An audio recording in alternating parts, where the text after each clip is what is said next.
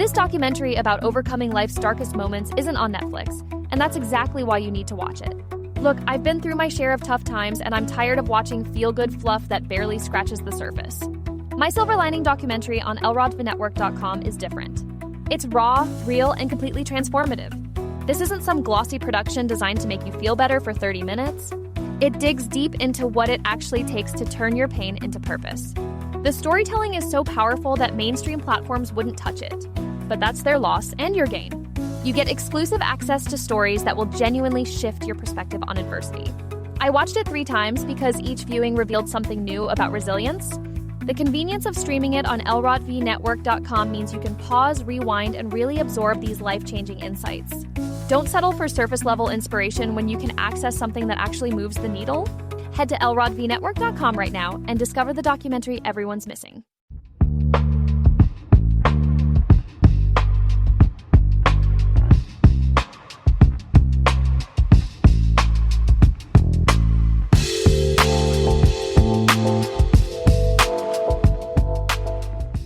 Hello, everyone. Welcome to this week's episode of Thirsty Topics. I'm Lauren Selrod. And I'm Meryl Klimo. Hey, Meryl, how are you? I'm really good. How art thou? I'm doing great. Good. This is a Shakespearean play now. There you go. We got some great... Oh, go ahead. Oh, I was just going to say, I agree. We're both bursting at the seams to get it out. Do you want me to start Yes. kick it off? Yes, okay. Let's go ahead and have you start. Okay, now I'm already noticing that you and I, for those of the people that are watching, we're both kind of wearing a color that's like, almost a maroon type of like a burgundy color. Now you would think that's such a beautiful color. Maybe that should be the color of the year. But instead we have one that was named that's causing a lot of controversy. So Pantone announced their, I always get excited. Maybe it's a geeky thing, but I love hearing about like the color of the year. I think it was cerulean blue one year. And even though it doesn't mean a lot, it does in terms of like they'll name a color of the year. And then a lot of we'll see like clothes and just trends, decor just make its way down the runway and like at stores. So whether or not we notice it or we care, like, in our subconscious, we're seeing these colors a lot once they're named the color of the year. So that's all a long way to say that they announced their 2026 color of the year, and it's called Cloud Dancer, which they thought would predict, they predicted would maybe be like calming. This is like a pillowy, billowy type of white. It's not exactly white, but it's like a creamish white. Instead, it caused a lot of heated controversy and people online blasting the shade, calling it bleak and boring. Possibly not a color at all, which is a very interesting statement too. And after hearing the description on Al Roker on the Today Show, said otherwise known as white, this color. So, some have gone as far to denounce Cloud Dancer as tone deaf and whitewashing, expressing controversial takes. I'm not a fan of it. I don't know if I'd go as far as to say that it's like a political statement or, a racist statement. I don't see it that way. But I do see it as like in the past couple of years, we've had a lot of beige and a lot of millennial gray, as they call it. And I feel like 2026 to me feels like a year that could be more of a bold color. And I don't know. I think we can need some joy to spice things up. What do you think? Agree. I mean, I like bold colors just because, it kind of, for me, it makes me feel good. It's lively. Yeah.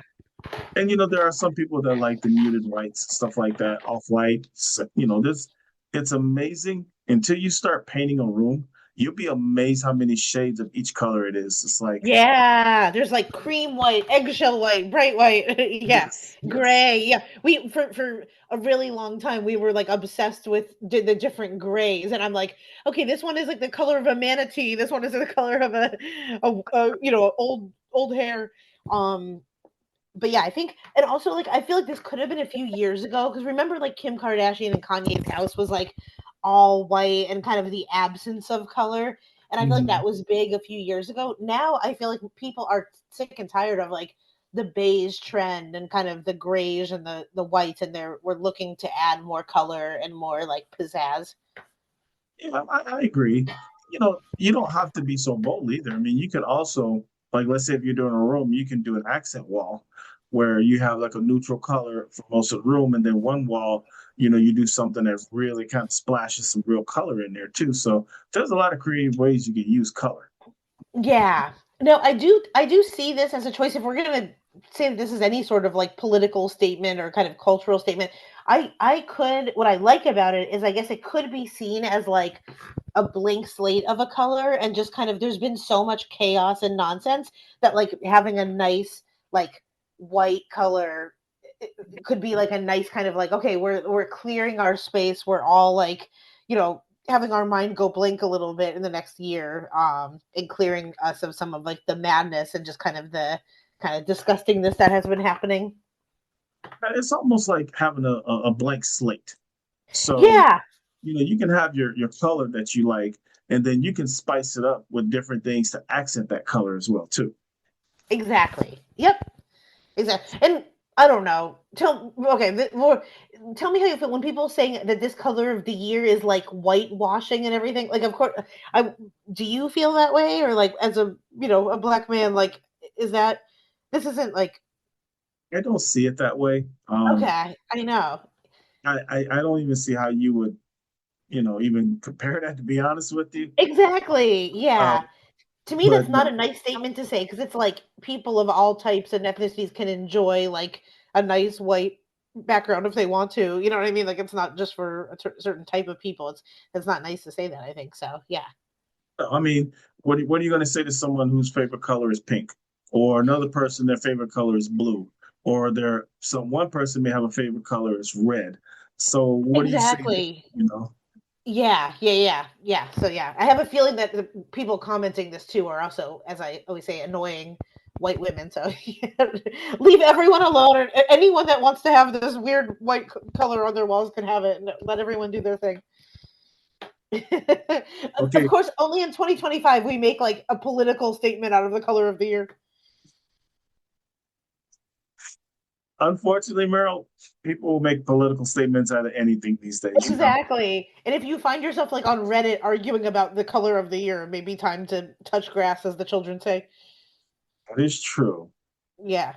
Well, talking about making a statement, I'm quite sure you know who Melissa McCarthy is. Yeah. Well, Melissa McCarthy was on Saturday Night Live over the weekend. So Melissa McCarthy had a dramatic weight loss. In fact, a lot of people noticed it. You couldn't help but to notice it when you watch Saturday Night Live. So a lot of people were, commenting online about her weight loss, how dramatic it is. It's estimated that she probably lost anywhere from 75 to 100 pounds. And Wow. honestly, I had to do a take when she came out too, because she is really small compared to what she used to be. Yeah. What I like about the whole situation, Meryl, is that she didn't go online. She didn't make no fanfare about it. People just happened to see her when she came on Saturday Night Live. Yes. Do you think that people are making too big of a deal for this? I think unfortunately, like the society that we live in, people are just obsessed with like weight one way or another. And it's annoying to me. Like to me, I kind of don't care if people go up and down on their weight. I thought she Mhm. was like always really beautiful and talented, and I like the fact, but it seems like obviously it's probably not fun for her to be to have been overweight in like a an industry that's like very weight and physical appearance obsessed. So I hope she feels like better and healthier and she's still beautiful and talented. So yeah, it doesn't surprise me, but I just like wish we didn't care as much about women's weight as much as we do. I agree. And I think the thing that makes this one special is Melissa McCarthy, before she lost the weight, was already a big time A-lister. So Exactly. the weight has nothing to do with her career whatsoever. So to me, and again, I'm just speculating, she did this for herself. She Mhm. didn't have to do this to try and make it in the industry. She's already a heavy hitter. She didn't do Yeah. it to get more roles. She's going to get the roles no matter what. So to me, I just think that she did this for herself. And to me, if a person's going to lose weight, do it for yourself. Do it because you want to get healthy, you want to have a better lifestyle. Exactly. Don't do it because someone's pressuring you or an industry saying, okay, you need to look like this.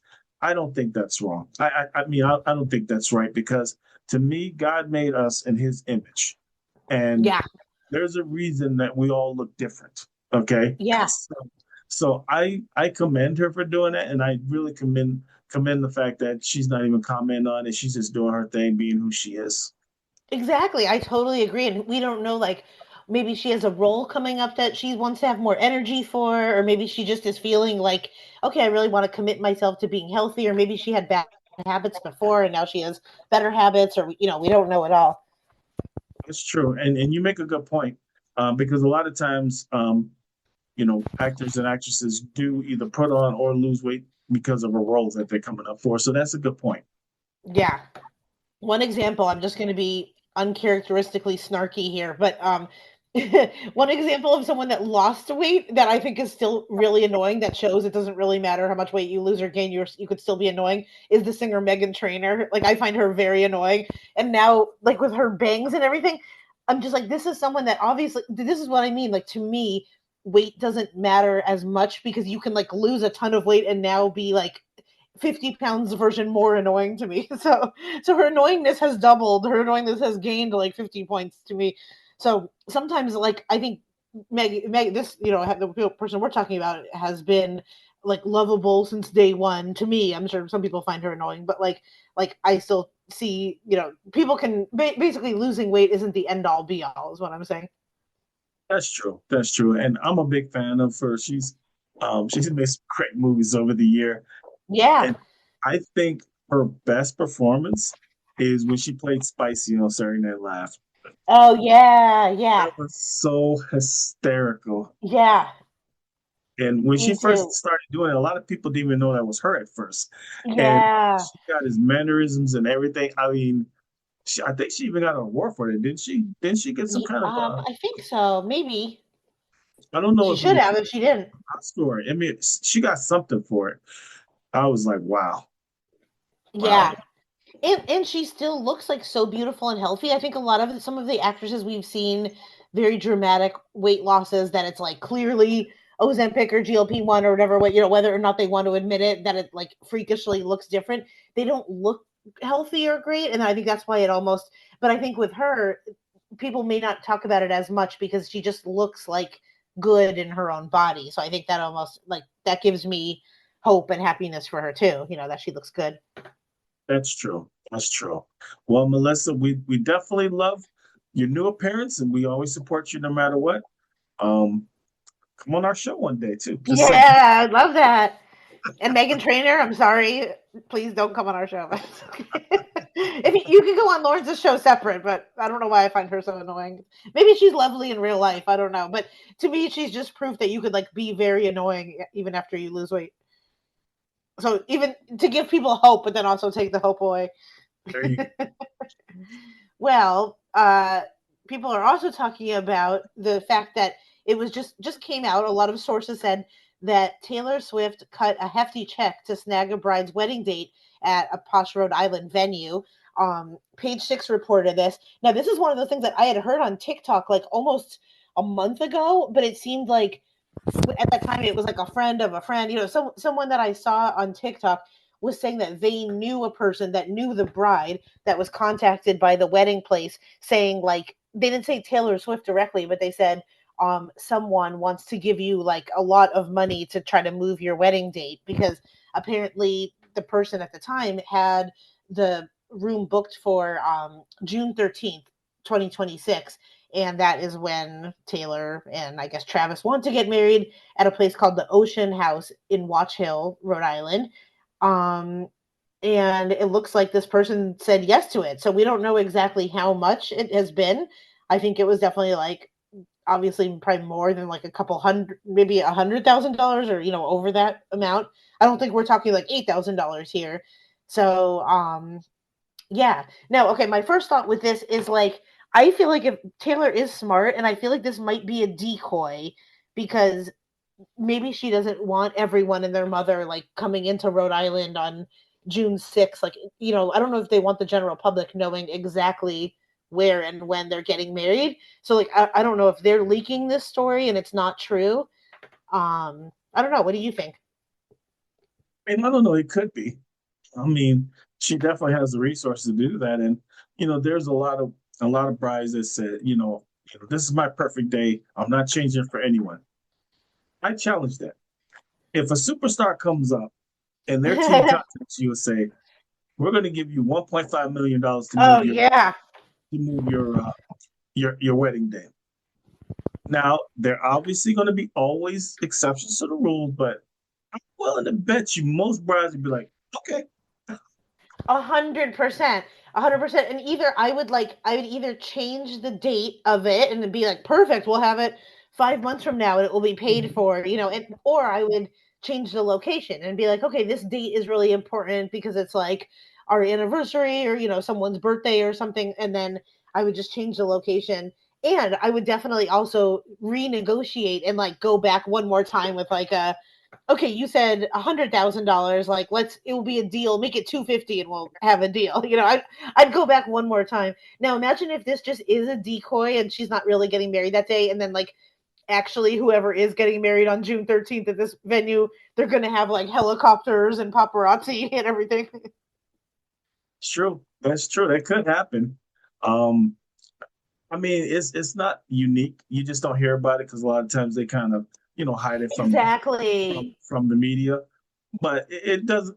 If she were to do this, it wouldn't surprise me.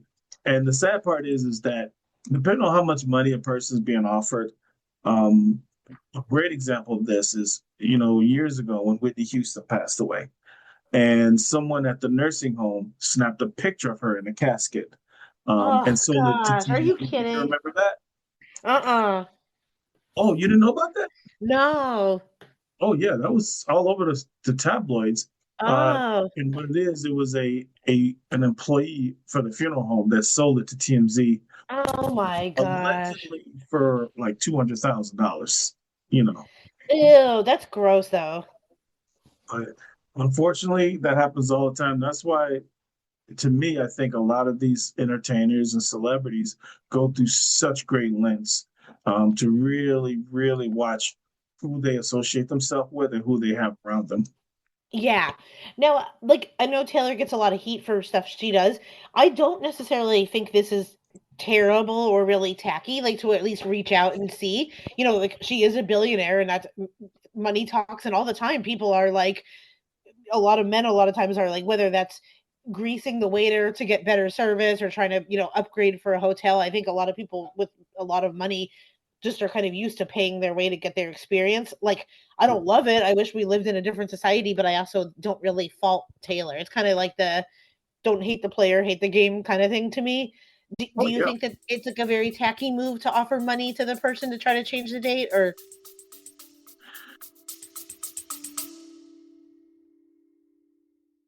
This documentary about overcoming life's darkest moments isn't on Netflix, and that's exactly why you need to watch it. Look, I've been through my share of tough times, and I'm tired of watching feel-good fluff that barely scratches the surface.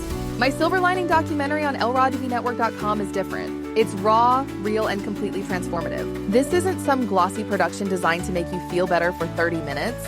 It digs deep into what it actually takes to turn your pain into purpose. The storytelling is so powerful that mainstream platforms wouldn't touch it. But that's their loss in your gain.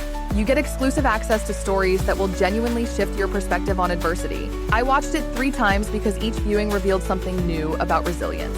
The convenience of streaming it on lrodtvnetwork.com means you can pause, rewind, and really absorb these life-changing insights. Don't settle for surface-level inspiration when you can access something that actually moves the needle. Head to lrodtvnetwork.com right now and discover the documentary everyone's missing. I don't think it's tacky. If I had the resources, would I do that? No, because I don't really? think that's the right thing to do. Yeah. Um, but I do understand when people do it. And again, a lot of people say, well, there's no price that I'm willing to take to change this. Yeah, there is. Person just has Yeah. to keep up with it. Exactly. And that's the thing is I want to know how high she would go. Like, what if $1 million is no big deal for her? Then I mean, this is like, here's a great example. You and your boyfriend in your apartment, and for whatever reason, someone wants that apartment, says, "Hey, I'm gonna give you $100,000. Would you leave and get out of Oh your pocket. yeah, for sure. Once again, I'd renegotiate. I'd be like, okay, but then also pay our moving fees and our like, whatever. But yeah, oh yeah, I feel like almost anything in my life, maybe besides my boyfriend and my parents and like my best friends, can be bought. That is so true. That is so true. Just like, this home the home I'm in, my son was born here, raised here all his life. If the right offer came, Oh yeah, I'm just saying, exactly. Except I do love my car. I feel like I really love my car a lot. But yeah, I don't know. But it is interesting. And what we're thinking about, not only Taylor's money, but like Travis's too. So it's like you yes, have the combined powerhouses of like pretty much unlimited money. So that bride, I mean, could you imagine if like she's like, okay, I'll move it absolutely for $2 million, and then it's like you get to buy a new house, because of just yes, of changing your wedding date. That's crazy. yeah. And then of course there's that one person that won't do it no matter what. I know, or out of principle. I think some people too, if they get offered to do something, it makes them feel like, no, you're not taking this away from me. Now here's a great question. What if you had a friend, she was getting married on a date, and let's say Taylor Swift offered her this insane amount to change her wedding day. I mean, the amount that it changed their lives. And she goes, well, for principle, no, this is the date I chose. I want to keep it. Would you say anything to your friend or would you just let it be? I would say something. I definitely would say something. I also, what I would tell my friend too is like, I feel like Taylor Swift is also diabolical. Like she's going to get what she wants, and whether or not, like, I think even if that person says no, she will be able to convince or manipulate the venue itself to like dump that client, or if she's not going to get what she wants through the person, it's almost like a nicety to me that she's offering money, because I feel like she could be a bitch or whatever, not a bitch, but she could be like so aggressive and like sweep that person away probably with her own power and everything, and have them just like cancel the date on the other person. So I almost feel like it's kind of nice that she's doing this, because like if she really wanted to, she probably could like just go through all this and yank the rug out of the person without even offering money. You know what? That's actually a great point. That's actually a really, really good Mm-hmm. point. So kudos to the bride if she took that offer, which I'm quite sure she did if it's a real offer. Exactly. I would tell my friend, you should definitely do it, and you should definitely give me 20%.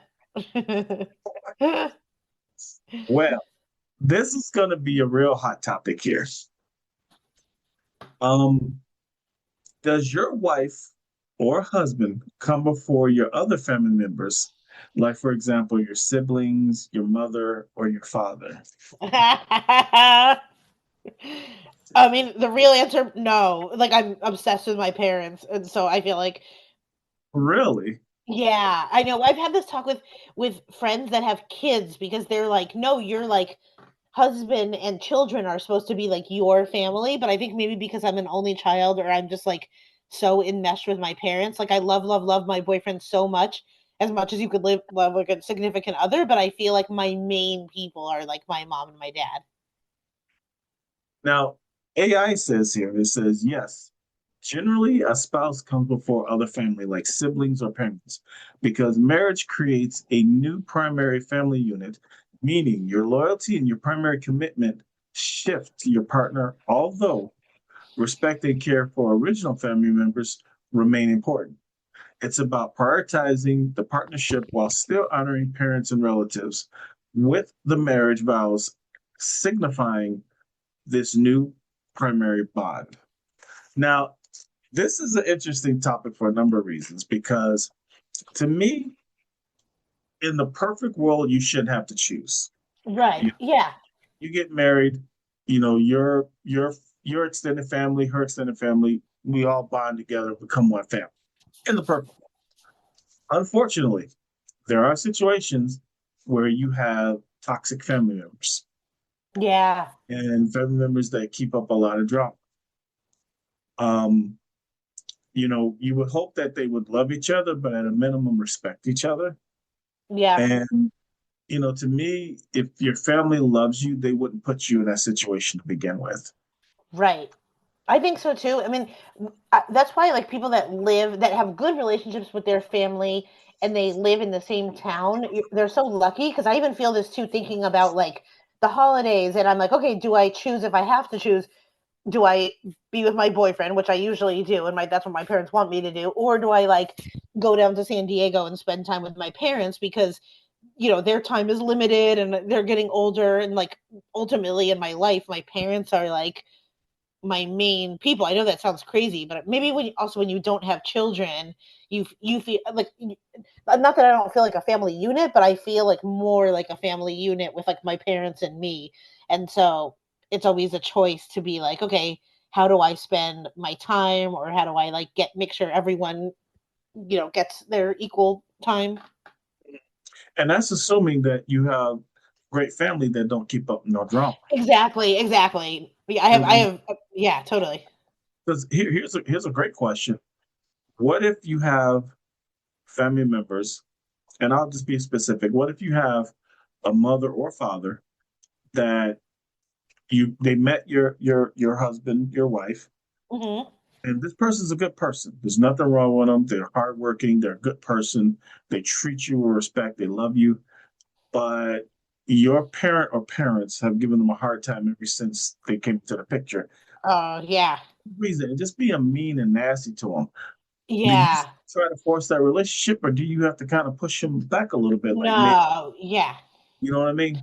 Exactly. Then you should take care of, I feel like you should always take care of like your little family first and just protecting that. And then if someone's giving you grief or making it stressful, like I don't see any need to engage with that. And I feel like it's totally healthy to put up boundaries.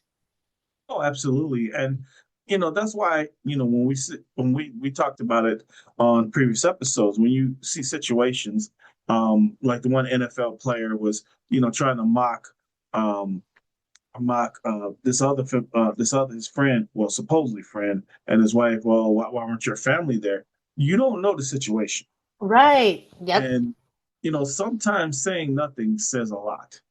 Yeah, And absolutely. you have to protect your peace too. And unfortunately, sometimes you need to love your family from afar. Yeah. Is it the ideal thing? Of course not. But sometimes, for the sake of your family and for the sake of your household, you need to love them from afar. Because to me, if you love me, you accept whoever's with me. Exactly.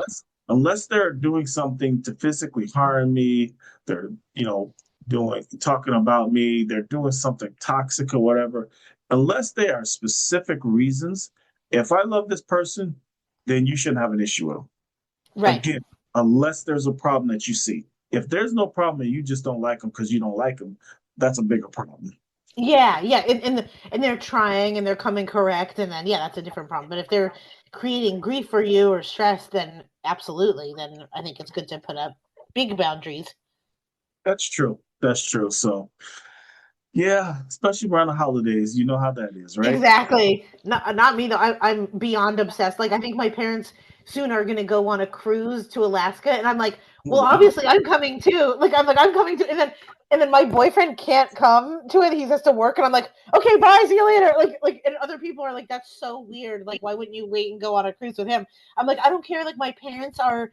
I only get like one lifetime with them, and they're my people. So not that I'm saying like romantic relationships come and go, but I feel like right now while my parents are alive, like that relationship is like so much a very big priority of mine. It might be immature or whatever, but I feel like as an only child, like sometimes maybe some people can relate to that. I don't know. Definitely, definitely. And the thing is, it sounds like you have some great parents, which, unfortunately, not everyone has. Exactly.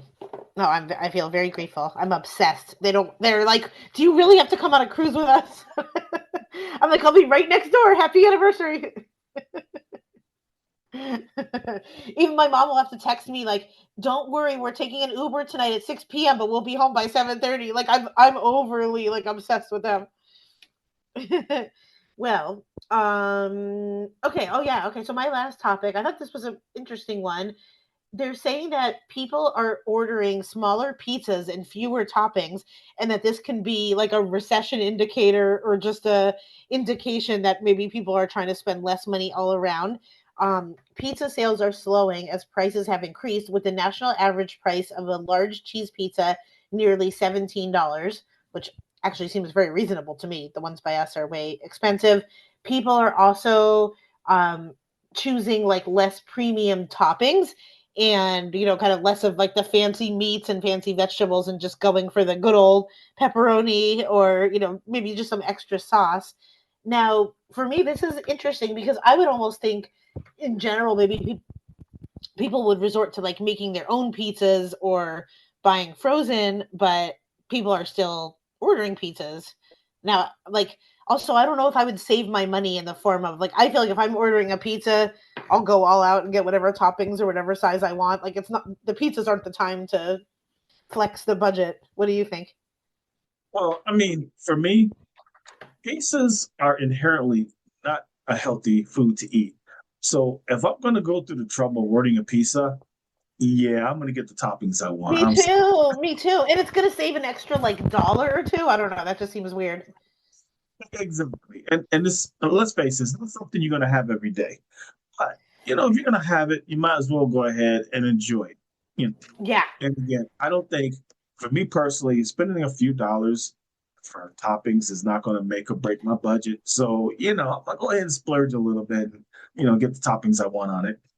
I think so too. I also feel like sometimes when you like the price difference between medium pizzas, large, extra large can be so different that it actually works out to like buy the really big one and then you have it for lunch the next couple of days, or you know, like Yeah. have for dinner. Because I think like it's almost they charge more when you or like more per whatever when you get like a small or a medium. You almost get like penalized for that. Actually, that's a great point. I know personally when we order pizza or we order out or whatever, I purposely get extra food just so we have leftovers. Exactly, because having extra pizza is so fun. Yes. And you know, the thing is that pizza, the only good pizza to me, you know, you can buy frozen pizza, it just ain't the I same. know. Yeah, it's not the same. Now, the only exception to that rule is if you make pizza at home. I haven't done it in a long time. I need to make another pizza. But making homemade pizza at home, there's nothing like it in the world. It's Yeah, yeah, that very sounds really good. delicious. Yeah, Um, and it's especially if you actually, find a sauce that you like, or like make it from. Yeah, yes. Yeah. So even making it from home, and even if you get sauce already made and kind of cheat a little yeah, bit, it's still healthier than getting a frozen pizza. exactly. And I see nothing wrong with like ordering pizza too. Like I don't know, a lot of times that's fresh too, and it's made right there. Like I'd rather order from a local place than get like a frozen one that's almost the same price. That's so true. That's so true because you know the frozen pizzas have a lot more ingredients to it to make it have a sustainable shelf life. So that's a Yeah. lot more.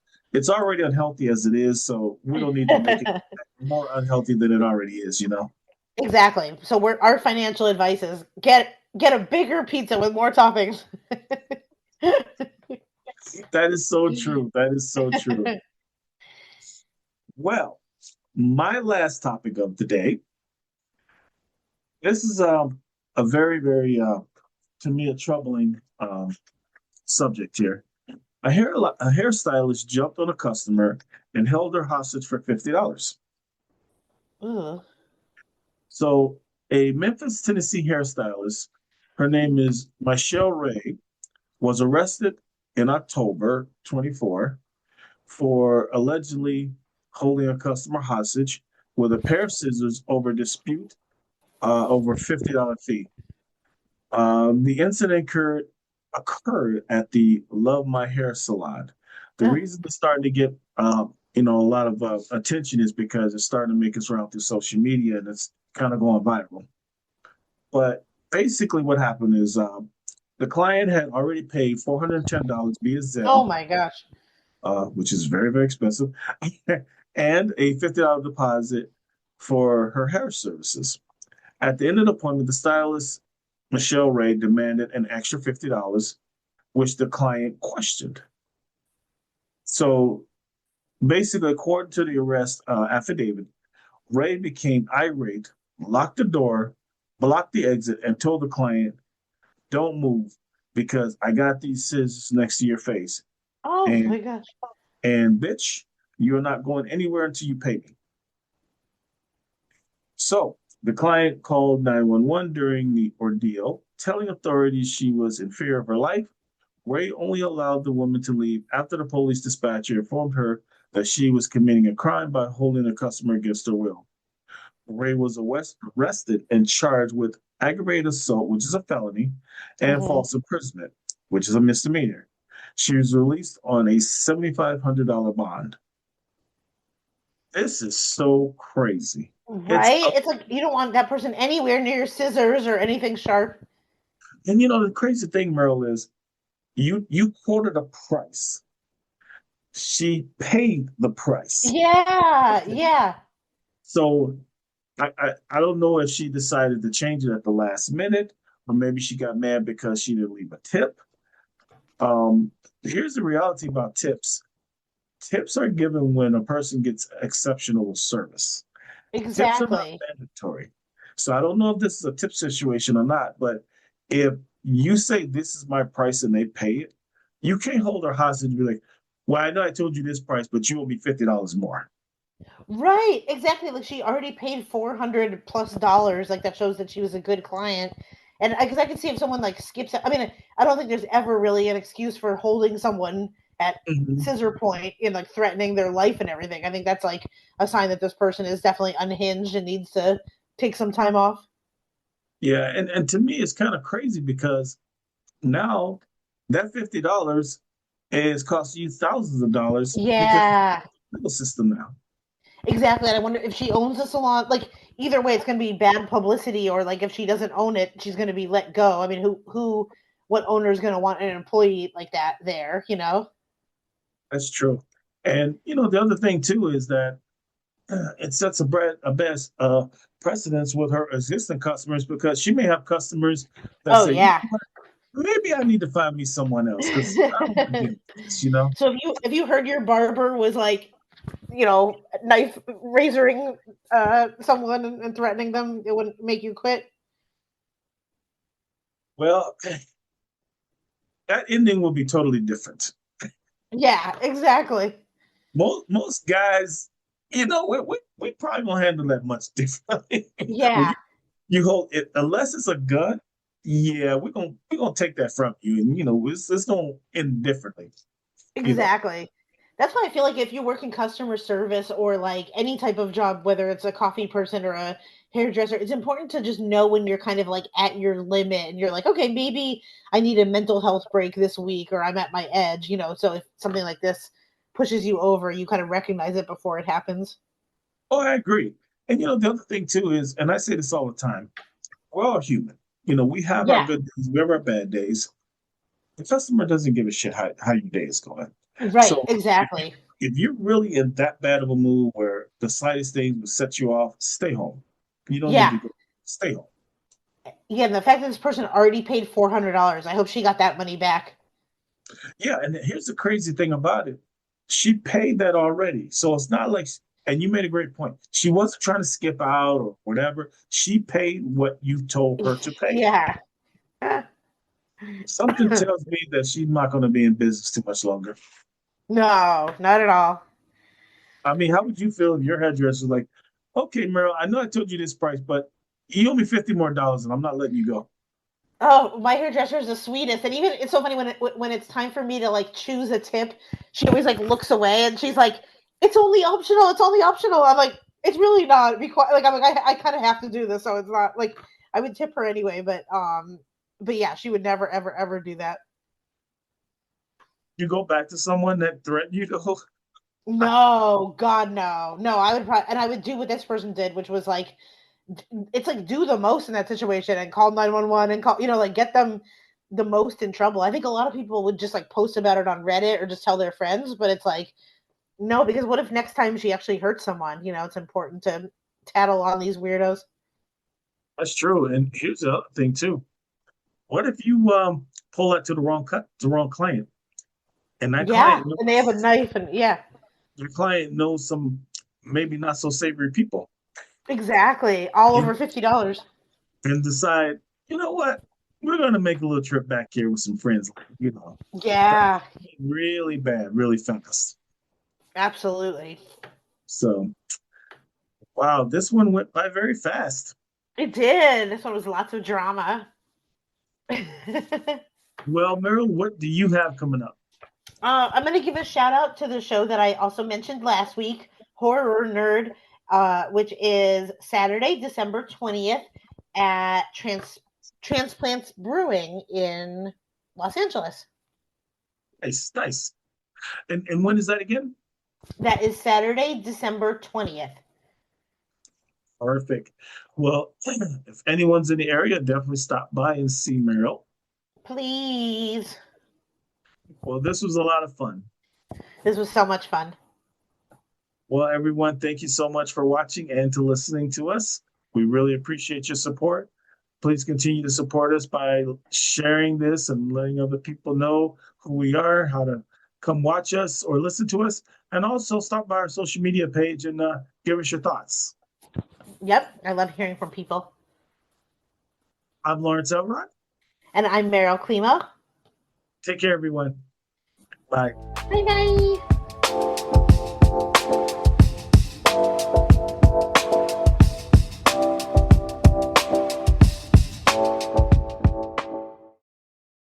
This documentary about overcoming life's darkest moments isn't on Netflix, and that's exactly why you need to watch it. Look, I've been through my share of tough times, and I'm tired of watching feel-good fluff that barely scratches the surface. My Silver Lining documentary on elrodthenetwork.com is different. It's raw, real, and completely transformative. This isn't some glossy production designed to make you feel better for 30 minutes. It digs deep into what it actually takes to turn your pain into purpose. The storytelling is so powerful that mainstream platforms wouldn't touch it. But that's their loss and your gain. You get exclusive access to stories that will genuinely shift your perspective on adversity. I watched it 3 times because each viewing revealed something new about resilience. The convenience of streaming it on elrodthenetwork.com means you can pause, rewind, and really absorb these life-changing insights. Don't settle for surface-level inspiration when you can access something that actually moves the needle. Head to elrodthenetwork.com right now and discover the documentary everyone's missing.